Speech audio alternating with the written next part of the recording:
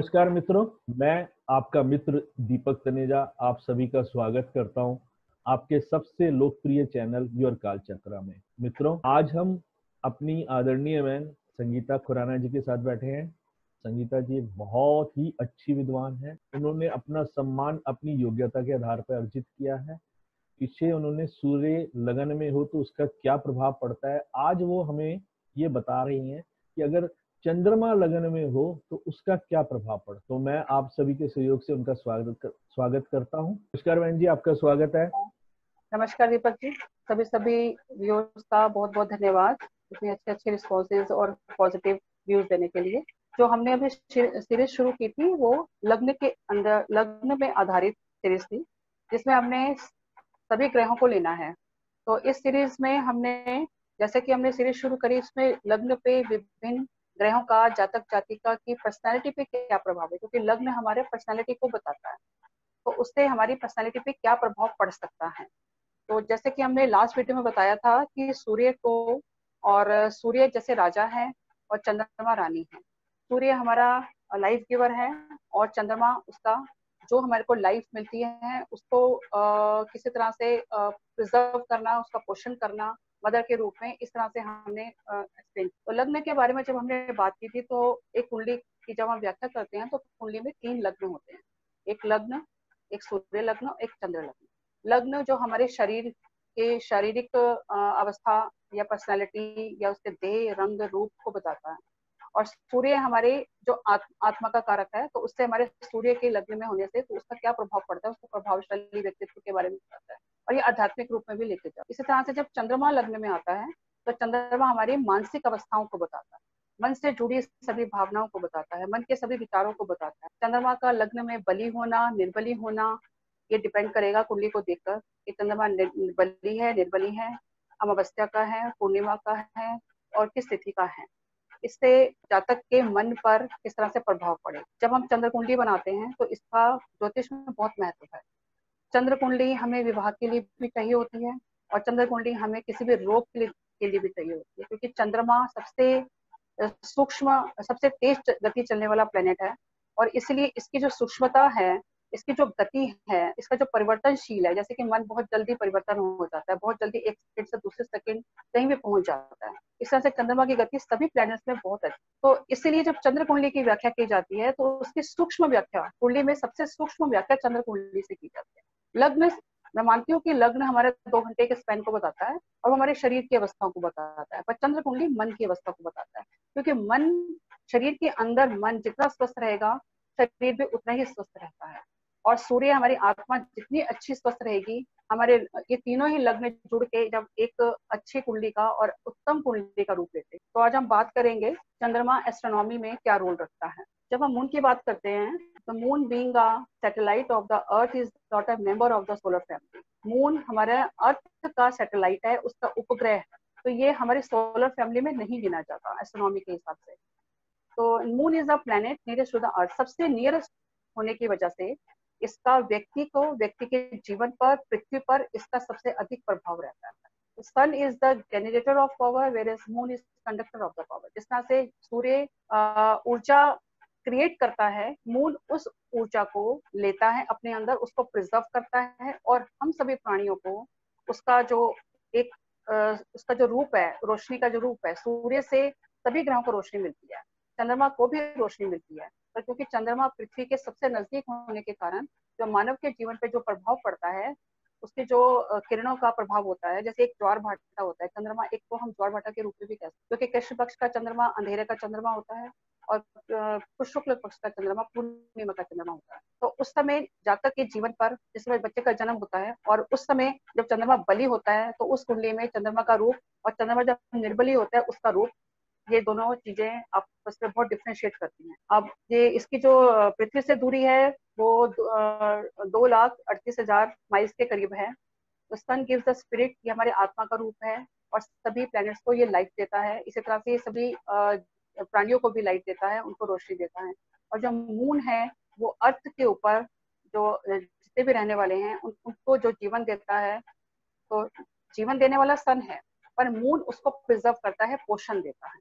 तो इसी तरह से जब हम मून को आगे लेके चलते हैं जब हम एस्ट्रोनॉमी की बात करते हैं तो मून यहाँ पर हमारा ग्रह बन जाता है। तो प्राचीन ग्रंथों में जैसे हमें बताया गया है, सूर्य राजा है और चंद्रमा रानी। तो जब एस्ट्रोलॉजी की बात करते हैं, ये सबसे तेज चलने वाला प्लेनेट है। Moon is the fastest among all the known planets. It transits one single sign within about 2 to 2.5 days and completes a rotation in 12 zodiac sign in 27 to 29 days। पूरे 28-29 दिनों में चंद्रमा अपने पूरे 28 नक्षत्रों को पूरा कर लेता है। जितने भी हमारे नक्षत्र होते हैं 28, वो हमारे एक महीने के अंदर इसका जो स्पैन पूरा होता है, तो उसमें चंद्रमा एक रोटेशन पूरी कर लेता है। Hence the lunar month varies for the solar. In keeping with this fastest motion, Indian astrologers base their Rashi Bhavishya or weekly or month by forecast on the moon sign rather than solar sign. Solar sign की जब हम बात करते हैं, जो भविष्य दिया जाता है सोलर साइन का, वो एक महीने का स्पैन होता है, और मून साइन हमारे 2 से 2.25 दिन, 2.5 दिन का स्पैन होता है। तो जो हमारे हिंदू ज्योतिष हैं, वैदिक ज्योतिष हैं, जो इनके जितनी भविष्यवाणी आती है वो मून पे डिपेंड करती है। जो जिस कुंडली में मून जिस राशि में रहेगा, उस राशि से जो भविष्यवाणी दी जाएगी वो ज्यादा सटीक होगी बजाय सन की भविष्यवाणी देने के। The moon rules the 4th solar sign. काल पुरुष की कुंडली में मून हमारा 4th राशि को बिलोंग करता है, कर्क राशि होती है, और ये वृष राशि में उच्च का होता है और वृश्चिक राशि में नीच का होता है। तो इसके जो कारकत्व हैं, सबसे पहले मून को हम किस तरह से लेते हैं? मून मनसो, चंद्रमा मनसो जातक, मतलब जातक के मन की स्थिति को बताता है। तो moon means mood, moon means mind, moon means हमारी मदर, मून हमारी हैबिट्स हैं, हमारी आदतें हैं, हमारी हेरिडिटी है, क्योंकि मदर से या तो उसके जो जितनी भी उसकी प्रवृत्तियां होंगी वो मून से जातक के अंदर प्रवेश करती हैं, और हमारी फैमिली को भी बिलोंग करते हैं, क्योंकि 4th हाउस हमारा घर होता है, हमारी फैमिली को भी बिलोंग करता है। सबसे पहली बात है कि जो चंद्रमा जब बच्चा पैदा होता है तो सबसे पहला जो प्रभाव मदर का होता है। तो मदर का प्रभाव होने से बच्चे के ऊपर 1 से 12 साल तक, जब तक बच्चा अपनी किशोर अवस्था में नहीं चला जाता, तब तक 1 से 12 साल तक का जो स्पैन पीरियड होता है वो चंद्रमा के अंडर आता है। जब हम भृगु पद्धति की बात करते हैं तो चंद्रमा 1 से 12 साल तक चंद्रमा का प्रभाव जातक पे रहता है। इसीलिए हम कहते हैं कि चंद्रमा मन के साथ साथ माता का भी कारक है।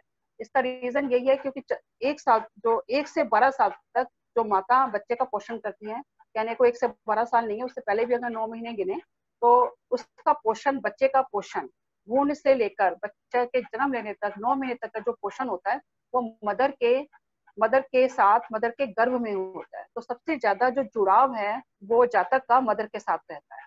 मन सबसे पहले अपने मन के साथ रहता है, मन तो बाद में आता है बच्चे का, सबसे पहले मदर का प्रभाव है। तो मदर और मन, माँ और मन, ये दोनों आपस में जुड़े हुए हैं, इसको हम अलग नहीं कर सकते। तो इसी तरह से 4th भाव की राशि होने के कारण चंद्रमा मन के भाव, विचार, कल्पना शक्ति, गति, इच्छा और कुछ करने की जो आकांक्षा होती है वो चंद्रमा से ही उत्पन्न होती है। चंद्रमा जितना बली होगा हमारी कुंडली में, हमें उतना ही काम करने की इच्छा प्रबल होगी। अगर ये कुंडली में जितना निर्बल होगा, तो कहते हैं कि मन एव मनुष्यानाम कारणम बंधनो मोक्ष, जैसे मन ही मन का दुश्मन है और मन ही सबसे बड़ा मित्र भी है। तो मन योग से, लग्न से कोई काम करना, लक्ष्य प्राप्ति के लिए मन में विश्वास व धैर्य रखकर उस काम को सहज स्वीकार करना, कल्पना की दुनिया से हटके अपने काम को पूरी रूप से करना, एक बली चंद्रमा का रूप है। अगर ये निर्बल हो जाता है तो इसका क्या हो सकता है? भटकाव हो सकता है, मन में अस्थिरता आ सकती है, माइंड में कई तरह के गलत ख्याल आते हैं जो, और बार बार, क्योंकि चंद्रमा एक गतिशील और परिवर्तन का कारक है, तो बार बार किसी काम को पकड़ के उसको छोड़ देना, फिर उस पर टिकना, ना टिक पाना, और उसको, ये सब असफलताएं होती हैं, ये निर्बल चंद्रमा की निशानी। अब चंद्रमा जो है हमारी कुंडली में लग्न के बाद सबसे संवेदनशील बिंदु हमारा चंद्रमा ही माना जाता है।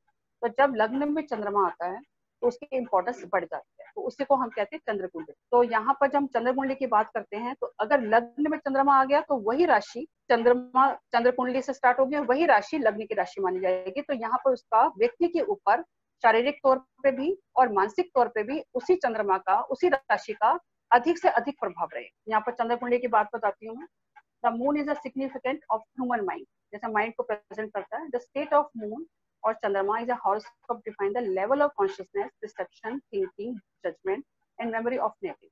As per Maheshwari Parashara, the increasing moon, जब मून बढ़ता है उसके जो 8th डे का जो दिन होता है वहां से और उसका जो बढ़ता हुआ चंद्रमा और घटता हुआ चंद्रमा, इन दोनों से ही हम ये अंदाजा लगा सकते हैं कि जब बच्चे के जन्म के समय या हमें कोई प्रश्न भी प्राप्त होता है, उस समय भी जब चंद्रमा कितना बली है कितना निर्बली है, इसका ध्यान रखा जाता है। जैसे हम नमाज कुंडली लेते हैं, उसके साथ हमारे को चंद्रमा कुंडली लेना भी आवश्यक है, क्योंकि एक तो लग्न हो गया, एक नमाज हो गया, उसके 9 भाग हो गए हमारे लग्न कुंडली के। साथ में यदि चंद्र कुंडली का भी विवेचन करेंगे किसी रोग के विचार में, और यहाँ पर चंद्रमा से विवेचन करेंगे, तो हमारे को इससे बहुत अच्छे परिणाम प्राप्त होने की अपेक्षा रहती है। मून इज आल्सो ट्रेवलिंग पाप करते हैं यदि चंद्रमा, अब जैसे मैंने बलि और निर्बली, अमावस्या और शुक्ल पक्ष की बात, उसी तरह से यदि हम बात करें पाप कर्तरी योग की, यदि चंद्रमा लग्न में भी आ जाए या किसी भी कहीं भी किसी भाव में बैठा हो, यदि पाप कर्तरी में आ गया,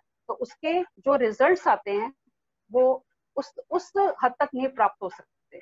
यदि ये शुभ प्रभाव में है, अगर चंद्रमा गुरु के साथ कनेक्शन लगता है, गुरु से केंद्र में आ जाता है, तो गज कैसे योग बनाता है। यदि चंद्रमा के आसपास के भावों में कोई पाप ग्रह आ गया तो उसको पाप वक्री भी कह सकते हैं। यदि कोई वक्री है उसके आसपास तो हमें पाप कर्तरी योग भी कहते हैं।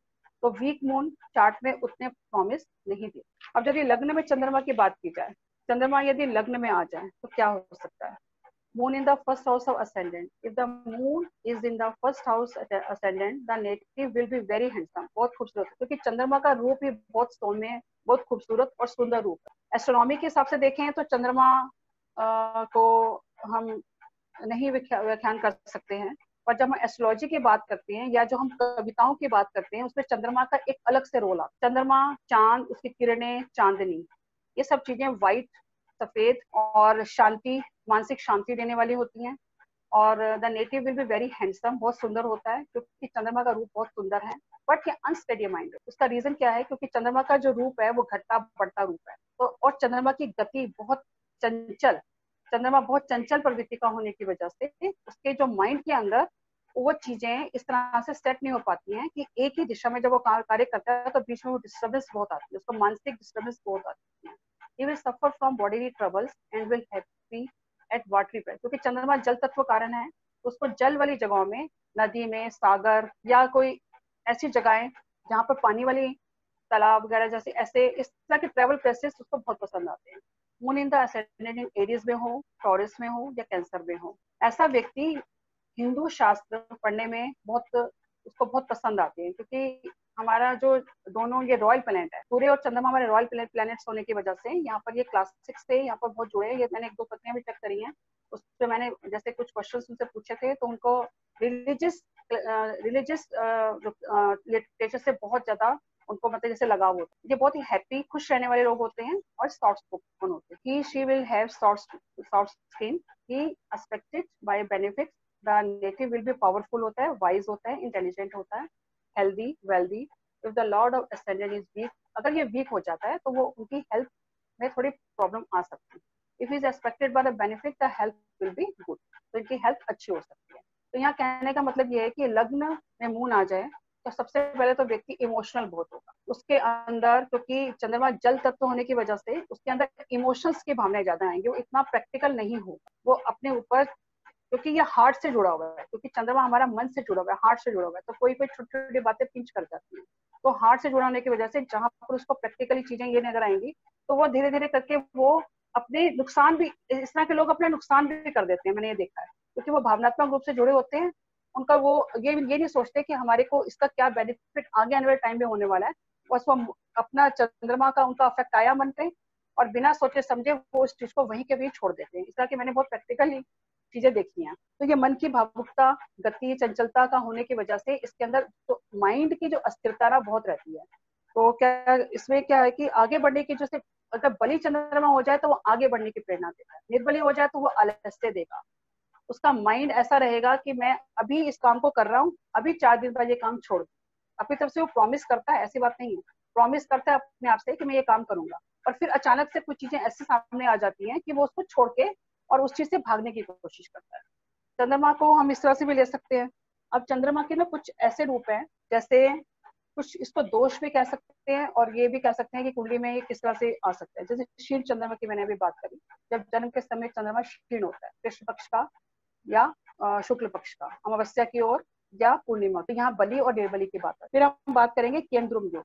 चंद्रमा जब कुंडली में अकेला हो, लग्न में भी अकेला आ जाए या चंद्रमा कुंडली में भी अकेला आ जाए, तो इसको केंद्रुम योग कहते हैं कि आसपास कोई भी भावों में कोई भी ग्रह का ना हो। अगर इसके ऊपर कोई शुभ दृष्टियां पड़ गई हैं, किसी ग्रह की दृष्टि पड़ गई है या उसके जहां चंद्रमा बैठा उसके स्वामी की दृष्टि पड़ी, तो केंद्रुम योग भंग भी हो जाता है। पर इसके थोड़े से परिणाम ये होते हैं कि वो व्यक्ति अपने आप को बहुत एकाकी महसूस करता है, वो उसको हमेशा ही किसी ना किसी का साथ या सहारा चाहिए होता है। तो चंद्रमा को हम अगर इस तरह से मिले कि चंद्रमा एक रानी है, जैसे राजा अपने आप में पूर्ण एक कंप्लीट पर्सनैलिटी माना जाता है, चंद्रमा अपने आप में पूर्ण पर्सनैलिटी नहीं माना जाता, क्योंकि चंद्रमा को हमेशा एक सपोर्ट की जरूरत है। क्योंकि वो एक, ये मान के चलें कि एक राजा का महल है, उसमें एक चंद्रमा एक अपने बहुत एक कंफर्टेबल जोन में, तो चंद्रमा वाले जो लग्न में बैठे वो बहुत कंफर्टेबल जोन में रहना चाहते हैं। अगर उनके ऊपर कोई और तरह के प्रभाव ना हो तो वो अपने रॉयल, उनकी जो पर्सनैलिटी होती है वो रॉयल मानी जाती है, कंफर्टेबल जोन में रहना पसंद करते हैं, पर उनको कहीं ना कहीं किसी ना किसी की मदद की, सहारे की जरूरत पड़ती है। खासकर चंद्रमा लगन वाले जो लोग होते हैं वो अपनी मदर से बहुत अटैच, मदर की बात को मानना जैसे कि उनके लिए एक हुक्म मानने के समान होता है।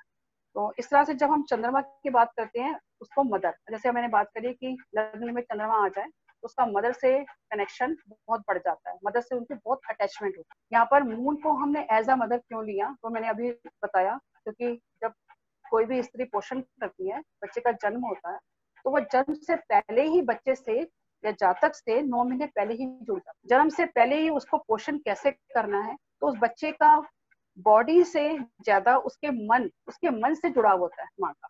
बच्चा कहीं भी रहे, कितने भी डिस्टेंस में रहे, कहीं बाहर रहे, विदेश में रहे, यहाँ रहे या उसके पास भी रहे, उसका जो जुड़ाव होता है मदर का, वो अपने बच्चे से इसी वजह से होता है, क्योंकि उसका जो पोषण होता है, स्त्री हो या पुरुष हो, बच्चा लड़का हो या लड़की, जो मदर का जुड़ाव होता है उसके मन तक पहुंचता है। तो इसीलिए जब कोई बात की जाती है, हमें चोट भी लगती है, तो सबसे पहले हमारे मुंह से क्या निकलता है, हे माँ, सबसे पहले हमारे मुंह से ये निकलता है। इसका अर्थ क्या है, क्योंकि यहाँ पर मून को मदर से जोड़ा है, मून को मन से जोड़ा है, मन से मदर जुड़ी है।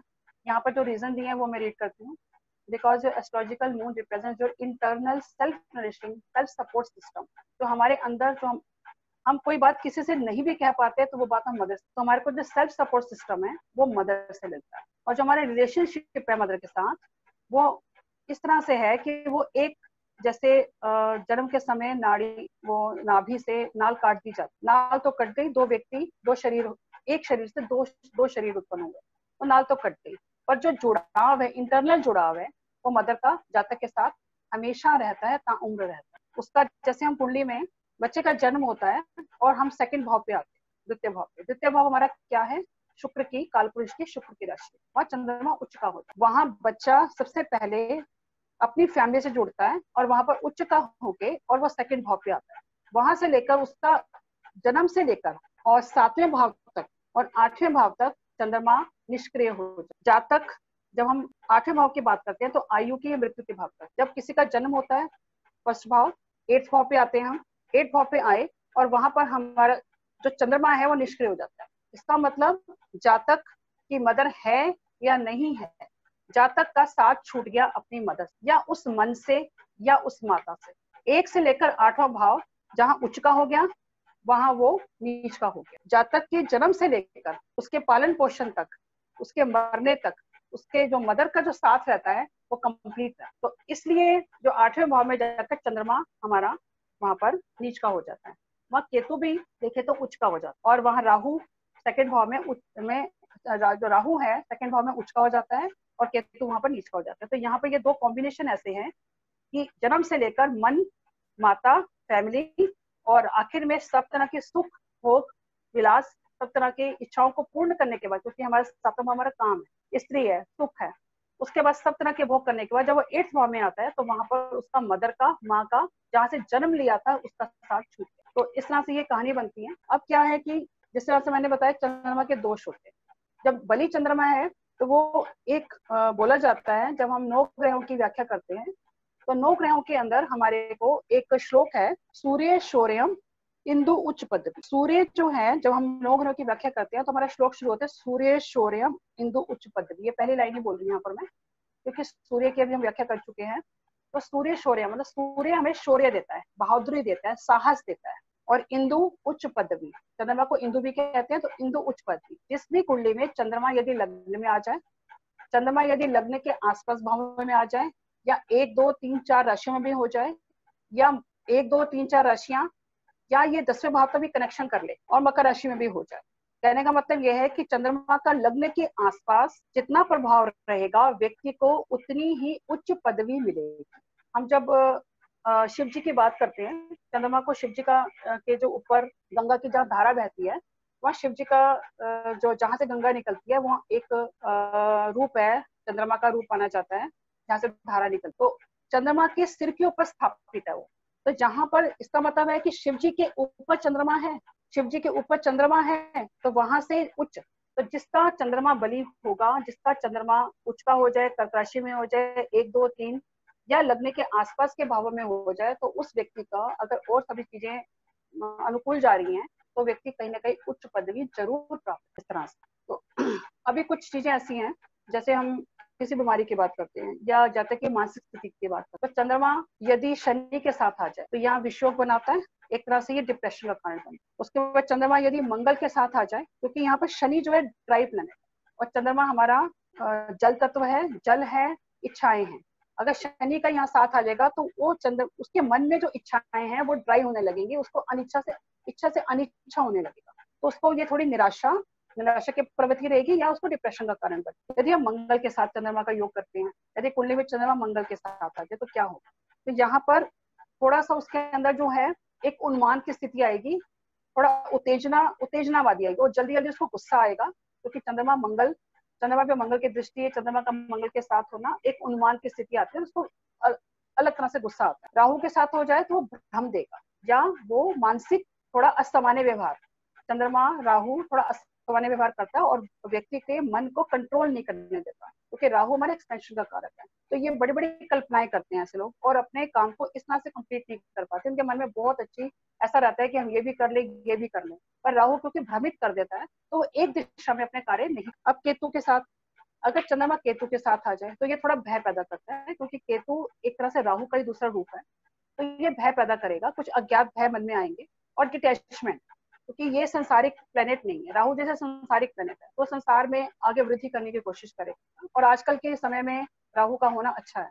पर क्योंकि केतु आध्यात्मिक का है, चंद्रमा के साथ आएगा तो ये डिटैचमेंट थोड़ा डिटैचमेंट के रूप में लेता है। केतु एक तरह से डिटैचमेंट भी कहते हैं, पहले किसी चीज को पकड़ता है फिर ये छोड़ता है, किसी चीज को पकड़ने की प्रवृत्ति भी है, फिर उसको एकदम से पकड़ के, क्योंकि चंद्रमा है साथ में, तो वो जल्दबाजी भी होती है और उसके बाद उसको छोड़ भी देता है। तो इस तरह से जब चंद्रमा के ऊपर दुष्प्रभाव आता है कुंडली में, तो चंद्रमा कुंडली में वीक के साथ, अगर वीक है तो एक अलग बात है, चंद्रमा पीड़ित है तो ये थोड़ी कुछ ना कुछ बीमारी, डिजीजेस का कारण बन जाता है।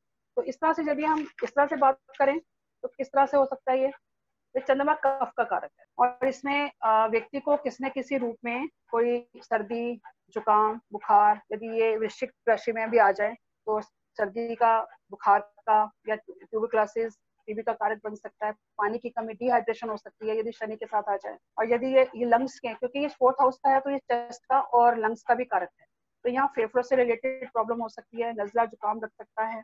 तो इस तरह से चंद्रमा के पीड़ित होने पर जब कोई रोग की बात आती है या मेडिकल एस्ट्रोलॉजी की बात आती है, तो सबसे पहला हमारा चंद्रमा को देखना बहुत जरूरी है, चंद्र कुंडली को देखना बहुत जरूरी। पहले 12 साल तक चंद्रमा का दोष होना, चंद्रमा उसको हम कहते हैं कि चंद्रमा वीक है कुंडली में, तो ये बालारिष्ट का योग। अभी पीछे हमने वीडियो दी थी बालारिष्ट पे भी, तो उसको भी आप लोग अगर इसको ज्यादा एक्सप्लेन में देखना चाहते हैं तो आप बालारिष्ट की वीडियो भी देखें। तो बालारिष्ट के में सबसे पहला कारण, पहले 4 साल तक बालारिष्ट की जब बात की जाती है तो पहले 4 साल तक मदर के माता के कर्मों के कारण होता है, फिर अगले 4 साल पिता के कर्मों के कारण होता है, फिर वो स्वयं के। तो इसका अर्थ ये हुआ कि पहले 4 साल तक बच्चा जब तक अपने आप को चलना, बोलना, बैठना स्टार्ट नहीं कर सकता, वो मदर से जुड़ा हुआ होता है। तो सभी जो भी उपाय हैं, अगर कुंडली में कोई दोष है, कोई चंद्रमा वीक है या बच्चे को कोई प्रॉब्लम है, तो वो किसी भी तरह से मदर उपाय कर सकते हैं। अब जैसे चंद्रमा की जब बात की जाती है तो मैंने शिव की बात की, तो शिव हमारा जो रूप है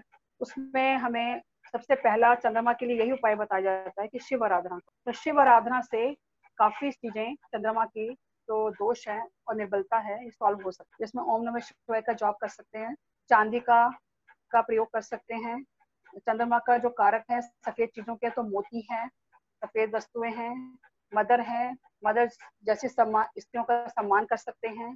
कोई जिससे कि चंद्रमा में दोष है तो हम इस तरह से कर सकते हैं कि पानी से रिलेटेड कोई काम, पानी का जो, पानी से, जल से, दूध से, मतलब जो सफेद चीजें हैं उससे रिलेटेड पदार्थ, उस तरह के वस्तुओं का, या जैसे कोई मदर जितनी कोई सम्मानजनक स्त्रियां हैं उनका आशीर्वाद दे सकते हैं, जिससे कि हमारा चंद्रमा बली रहे। अगर कुंडली में पीड़ित नहीं भी है तो भी एक नैतिकता के तौर पर मदर, फादर, सूर्य, चंद्रमा को बलि करना हम सबके लिए एक बहुत ही आवश्यक है। ये आज की हम तो जनरेशन समझते हैं, पर आगे की जनरेशन के लिए सब चीजें समझनी बहुत जरूरी है कि हमें सिंपल कुंडली आते ही ये उपाय होने चाहिए, वो उपाय होने चाहिए। इससे बेटर है कि जो हम अपने सांस्कृतिक, अपने जो चलते आ रहे हैं जिस तरह से हम लोग, उसी को कंटिन्यू किया जाए, उसी चीजों को कंटिन्यू किया जाए। जो मदर और फादर के साथ जो बच्चे साथ साथ रहते हैं उनके प्रभाव, और जो बच्चे अलग हो जाते हैं उनके प्रभाव, ये मैंने देखे, ये मैं सब देख रही हूँ। मतलब जो आजकल की जनरेशन है उसमें मैं देख रही हूँ कि बच्चे अगर मेटेरियलिस्टिक भी हो गए हैं और वो अलग होके अपनी जिंदगी अलग से जीना चाहते हैं, तो उसमें उनको क्या क्या चीजों की कमी आ रही है, वो चीजें हम उनको बता नहीं पा रहे हैं। उसका रीजन ये है क्योंकि अगर उन्होंने अपना रास्ता अपना बनाया है, वो चीजें बता नहीं पा रहे हैं, तो उसमें उनको यही समझना चाहिए कि सबसे पहला रोल घर में सूर्य का है, फिर हमारा चंद्रमा का है, उसके बाद हमारे भाई बहनों बुध या मंगल का है। सबसे पहले यदि सूर्य को तुमने पूज लिया, सूर्य को जल देने से बेटर अगर तुमने पिता को पूज लिया, तो इसका मतलब है पिता का रिस्पेक्ट कर ली, तो तुम्हारा सूर्य अपने आप बन। अगर तुमने चंद्रमा, माँ की हर बात मान ली या माँ की एडवाइस ही मान ली है, जो वो कह रही है उसको समझ ही लिया है, तो आपका चंद्रमा बली हो। उसके बाद आते हैं भाई बहन। भाई बहन छोटे भी होते हैं, वहां तक मैं नहीं जा रही हूँ, आज मैं सूर्य चंद्रमा की ही बात कर रही हूँ। तो इसमें जितने भी हमारे दोष हैं वो इन्हीं चीजों से हट जाए। तो अब अगर मैं एस्ट्रोलॉजिकल बात करूँ तो उसमें जो नक्षत्र है, चंद्रमा के नक्षत्र से रिलेटेड चीजें भी हम घर में रखकर इसको बलि कर सकते हैं। और जो मैंने नैतिक चीजें बताई हैं, ये नैतिक चीजें करना हम सबके लिए बहुत जरूरी है। बहुत बढ़िया, आपने बहुत महत्वपूर्ण बात बोली है। मेरा मानना है कि रेमेडीज में अगर कोई भी व्यक्ति अपने आसपास के लोगों की रेमेडीज जो बनती हैं अगर वो नहीं कर रहा है और बड़ी सारी रेमेडीज और कर रहा है, तो मुझे लगता है, मेरा व्यक्तिगत मानना है कि उतना ज्यादा रेमेडीज का, उन रेमेडीज का लाभ नहीं होगा अगर आपने जीवित ग्रहों को, जो आसपास जो ग्रहों के रूप में बैठे हमारे लोग हैं, उनका अगर सम्मान नहीं किया, प्रेम नहीं किया, उनका आदर नहीं किया, उनकी सेवा नहीं करी, तो आप कभी भी सुख प्राप्त नहीं कर सकते। मटेरियल मिल जाएगा, हाँ, वो आपके लिए संसारिक चीजें तो शायद मिल जाएं, लेकिन उसके बाद जो दर्द, तकलीफ, पीड़ा, आप जिस दुख से गुजरोगे वो बहुत ही अलग होगा। बहुत अच्छे से आपने बहुत सारी चीजें बताई। मैं तो हमेशा जब भी रेमेडीज की बात करता हूँ तो सबसे पहले बोलता यही हूँ कि अगर कुछ भी करना है उपाय, तो सबसे पहले माँ बाप की सेवा करो। अगर नहीं कर सकते तो आप भूल जाओ कि जितने मर्जी व्रत कर लो, पूर्णमासी के, चंद्रमा के, जितने मर्जी दान दे दो, नहीं सफल होते हैं। कोई ईश्वर कृपा प्राप्त नहीं होगी। थोड़ी देर के लिए आप टाल सकते हो किसी समस्या को, लेकिन फिर वो वापस आएगी तो दुगने वेग से आएगी और फिर ज्यादा नुकसान करके जाए। इसलिए बिल्कुल। पहली सेवा करनी है। अगर कभी भी अगर शुभता प्राप्त करनी है जीवन में, अंदर से संतुष्टि, शांति चाहते हो, तो पहले माता पिता के साथ अच्छा व्यवहार करो। सेवा कितनी करते हो वो चल जाएगा, कम ज्यादा साथ रहो ना रहो, लेकिन कम से कम जब मिलो तो पूरे श्रद्धा से, आदर से मिलो। उनकी उनकी चिंता करो, उनका प्रेम, उनको प्रेम दो। क्योंकि जो जिस तरह से माता पिता पालते हैं बच्चे को, कोई नहीं पालता, कोई और उतना प्रेम दे ही नहीं सकता, चाहे कोई भी हो। तो माता पिता की सेवा करने से बड़ा कोई कार्य नहीं, कोई बड़ा तीर्थ नहीं, कोई बड़ा मोक्ष नहीं है। बहुत अच्छे वीडियो के लिए धन्यवाद, आभार। संगीता जी का number, mobile number, email address सभी कुछ है। जिनको कोई कंसल्टेंसी लेनी हो, एजुकेशन से रिलेटेड कोई बात करनी हो, तो आप बात कर सकते हैं। नमस्कार, धन्यवाद। तो धन्यवाद।